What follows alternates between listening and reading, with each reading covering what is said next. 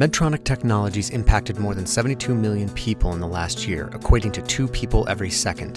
Harnessing the power of technology to take healthcare further, each technology has unique benefits designed to serve patients. The goal of this program is to get closer to the patient and delve into the challenges and impact of each technology in practice. This is the Medtronic MedEd learning experience. The McGrath-Mack Videolaryngoscope and McGrath-Mack disposable laryngoscope blades are intended to be used by trained and licensed individuals to gain a view of the vocal cords during medical procedures. Medtronic's medical education programs are offered to provide attendees education on the FDA-cleared indications and use of our products when applicable. The contents and conclusions of the following program are solely those of the speakers unless otherwise cited. The speakers are responsible for all content and necessary permissions. The speakers received funding from Covidien LP, a Medtronic company, for this speaking engagement. For this segment of the series, a discussion on safe airway management, what are some of the airway management choices available? To provide insight into this topic is Dr. Adam Thaler, Department of Anesthesiology Assistant Professor, Jefferson University Hospital. So what are our choices? Because we all have choices when we're about to intubate. We can do this awake or asleep, right? So if you really think this patient cannot tolerate any whatsoever anesthesia, then you might have to do this awake. For instance, I had a patient just earlier in the week who had a mediastinal mass, lymphadenopathy that was compressing the lung and the trachea. So that was one of those situations where they're like, we can't induce, we can't give anything to blunt your spontaneous ventilation. Your other options are preservation or ablation of ventilation. Actually, that's what we just discussed. Then we have fiber optic versus VL, which we've discussed how FOB's dropped where VL is increased. And then VL versus DL, right? So that's kind of the biggest decision now. At our institution, we now do more videolaryngoscopies than direct laryngoscopies. I know that's not the case everywhere. There's different reasons for that. Maybe they don't have the devices, or maybe they think there's a cost issue, or maybe they want the trainees to get experience, different reasons. But what are some benefits of VL? One benefit, better visualization, like we all know. Higher success rate, which you're going to see some studies that show that. Faster learning curve, right? So you're going to be able to see what you're looking at, and the practitioner that's your attending can look with them. The unanticipated difficult airways are less frequent if that's your first line approach, right? Because if you go from a DL to another DL, then you switch providers, then you try to find a VL, it might be too late. Shorter time to intubate, fewer sore throats, less fluctuations in your hemodynamics, and also it's a nice teaching aid.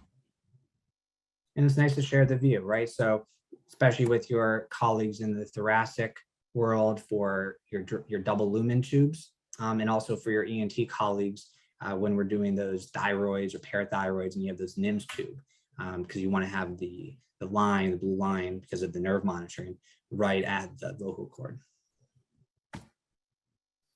So what are ASA guidelines? So ASA guidelines are that VL, videolaryngoscopy, can and should be considered as an initial approach to intubation. VL can be an option following failed intubation, right? That's how it's been for a while. And VL can be formed awake or following induction of general anesthesia. So that's great too. So a lot of times we can induce, then you do a fiber optic. But now what we're finding is it's pretty easy to do the VL after the patients are induced, even with all the issues.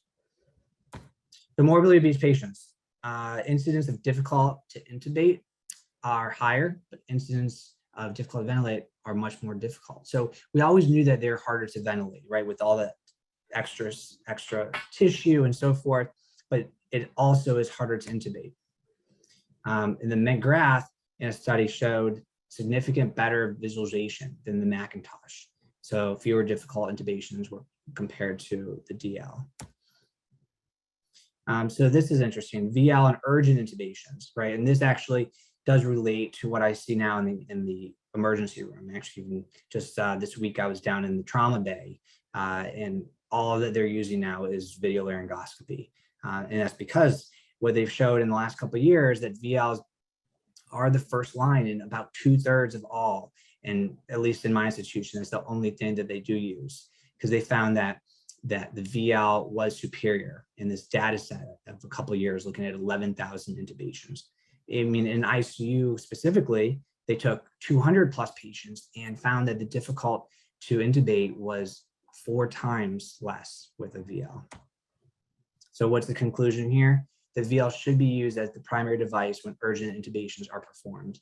And this says by less experienced operators, less or more. I don't think that has anything to do with it. It's more so where they're located and how urgent it is to get that tube in a fast regard when you're in the ICU or in the ER. So first attempt at success. This is a great trial, the EMA trial, looking at the first pass intubations. So basically they took Macintosh blades and McGrath blades, 2,000 healthy patients, elective surgery, and what they showed was 82% success rate from your first try with the Macintosh, first 94% with McGrath. And this is similar to some other VLs as well in these healthy patients. And it increased to 96%, which is good with the Macintosh, but is 99.2% for the McGrath. So that to me is right there, the incredible. Overall intubation success rate just jumped tremendously. And then here, look at down here in blue, intubation difficulty scale was higher using DL compared to the McGrath. So it was even harder when they looked at it too. So the fastest and best odds of that first pass success rate was VL, is what you can say there. So this was an interesting study that I just came across recently, looking at 6 different VLs, right? They took the McGrath, the CMAC, the King Vision, GlideScope, AirTrack, and AP Advance. And I've only been accustomed with the AirTrack, GlideScope, McGrath, and CMAC. But what they did was they took a dozen different practitioners that were all advanced. They took 720 patients, and they took a C-collar and they put them on these patients, right? So I've never heard of a study like this, and it's really interesting because now you're making them already difficult, which is one of the points. If somebody has a difficult airway, then you want to use the VL. But what I didn't know, so in really quick, so it went from 46 to 23 millimeters, their mouth opening, right, when they put the C-collar on. So what we found was that the McGrath and the CMAC were far superior to the other devices. The AP Advanced really didn't perform well at all, and the GlideScope and King Vision were in the mid 80s. So what was the problem here? Because most studies I've seen in the past showed that the McGrath and the GlideScope, which are the 2 most studied videolaryngoscopies, are very similar in terms of their first pass and their success rate. So it had to do with the tube advancement. So a lot of these, so 59% for all of these guys said that the view is excellent, but only 37% were able to perform a tracheal intubation and with the tube allowed.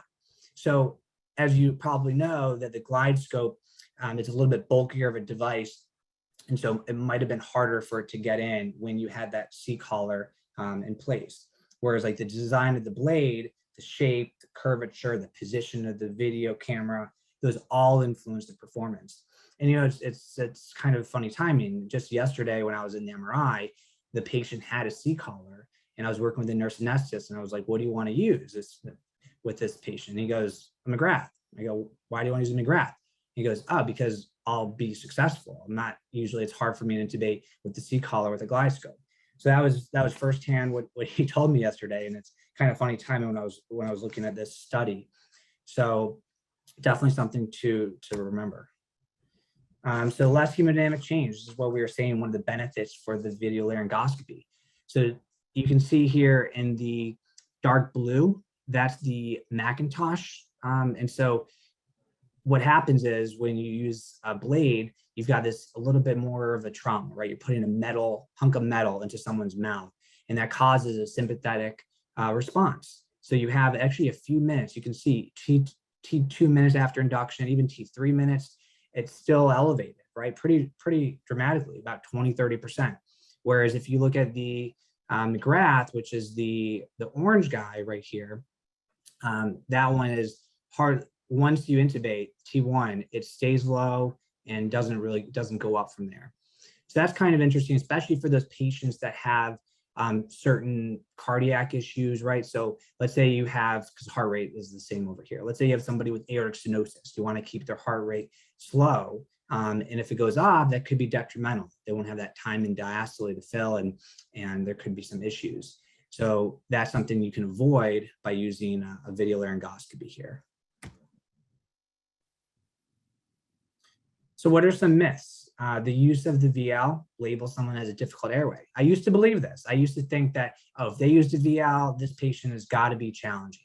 But that's no longer true. There's a lot of reasons why we do Vial, as we all know, from trainees to just because we feel more comfortable with them, to COVID cases, or just because that's what we want to do. We can't use the Vial if patients vomiting and bleeding in the mouth. That's not true. So some people think because there's the camera, there's a lens on it, that you can have a difficult view. But you could say the same thing with a regular blade too, so that you can also have difficulty. So as long as you have your suction available, there shouldn't be a problem there. It's expensive.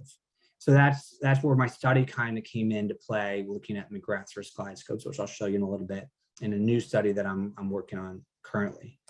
And it's a new technique to learn. So it could be, with the glide scope, you have to go right down midline, kind of go underneath the tongue and lift up, right down Broadway, I like to say.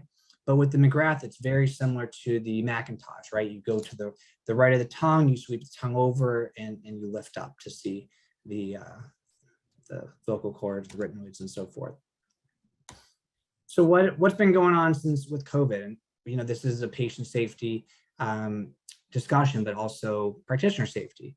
So these patients are coming in with no reserve, right? Which makes it hard. So then, like that one slide, they drop their stats really fast. So they start low and they quickly drop.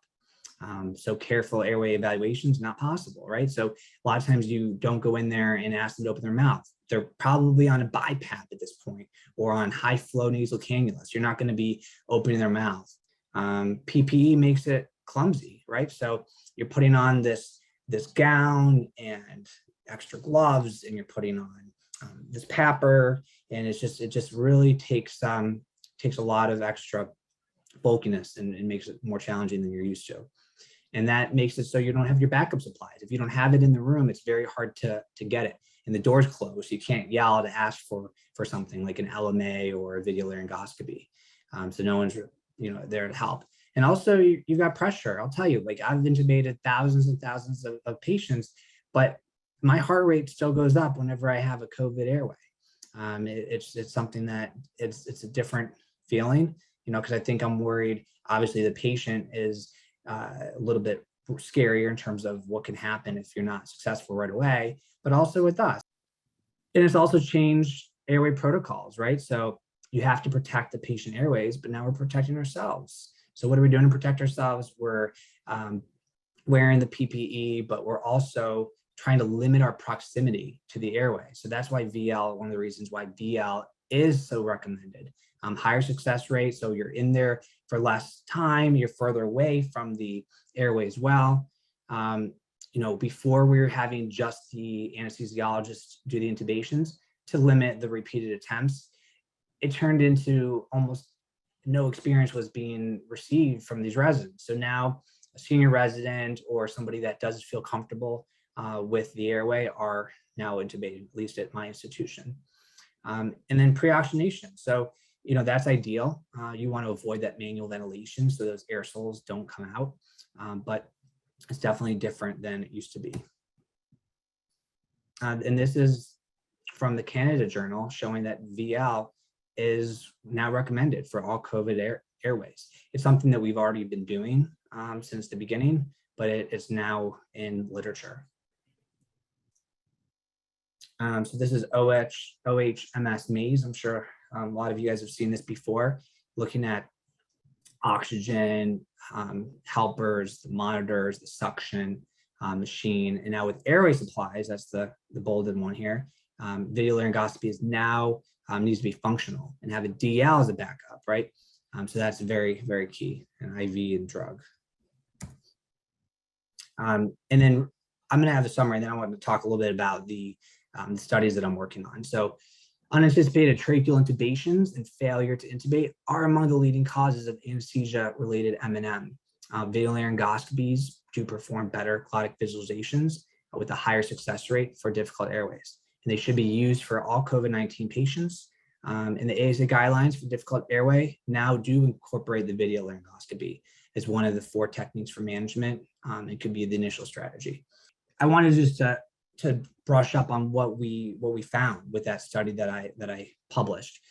So what we realized was this is probably back in 2020, right before COVID was a thing, was that we were using more McGraths than GlideScopes, but I was trying to figure out what the cost was because we were using a lot of these compared to DL.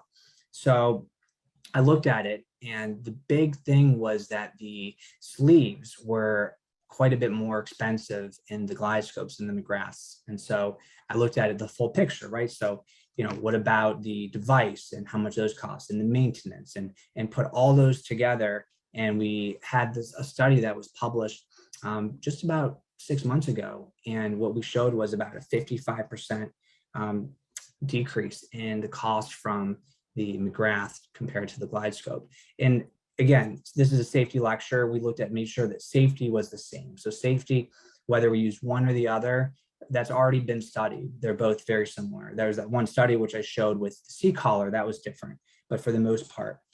So, just really quick, throwing out some numbers, we had 34,000 plus intubations over 24 months, 11,000 plus were Vial.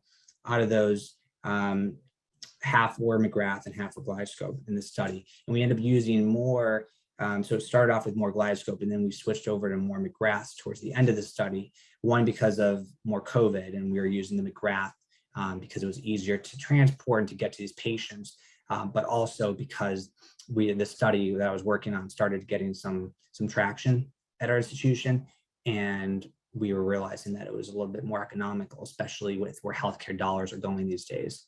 So that was exciting, right? So we saved over 24 months, we saved the hospital $182,000. That's real money. And this was a retrospective study. So then what we decided to do from there, which we're looking at now, is direct laryngoscopies versus VLs. So there's got to be a cost of VLs, and technology has just changed, right? So, with videolaryngoscopy, it's really changed how we do our intubations and how we look at safety, right? I mean, you could say the same thing for maps. Back when I was 16, I was printing out MapQuest and learning how to read a map, and that's how I was getting around. And I would have to stop and ask at gas stations where to go. Now everyone has navigation systems, whether it's Waze or Google Maps or whatnot, Garmin in your car. So it changed almost overnight, and that's all we do now. So at a certain point, we can look at different things that have happened recently, right? Ultrasound. When I was in training, we were using ultrasound sometimes for central lines and for nerve blocks, but not all the time, because my professors told me, oh, you have to know the anatomy, which you do, but they're like, you have to know the anatomy, and it's important to be able to do both ways in case you don't have that device when you're out in practice. So we can fast forward to even 5+ years ago, and it's now an ASA standard. You have to use an ultrasound with nerve blocks. You have to use an ultrasound with central line placements, right? To avoid the complications of pneumothorax and carotid artery puncture. I mean, those are real things. So we have a VL, which we all see that the benefits they're vast, but it's not currently mandatory, right? It's a backup for some, it's first line for others, and we all know the pros of it. So if right now the study that I'm working on is looking at what's the cost of a direct laryngoscopy, you think, oh, it's a hunk of metal that you reuse, so there shouldn't be much cost. But that's not as accurate as we thought, because there's the sterilization, there's the transportation, there's the cleaning, there's the drying, there's all these big hunky equipment that need to use to clean it. There's the biodegradable monitor, there's the sleeve, you can lose some, there's the battery, there's so many aspects. So we're looking at that and can compare it to the direct cost of the McGrath, but also we're looking at the indirect cost. So I've got a year plus worth of data to show airway complications at our institutions. So I'm going to take those patients and see how many of them were intubated with the DL versus VL, and go from there. Please tune in next week for a new segment from this series wherever you find your podcast. This is the Medtronic MedEd Learning Experience. Thank you for listening.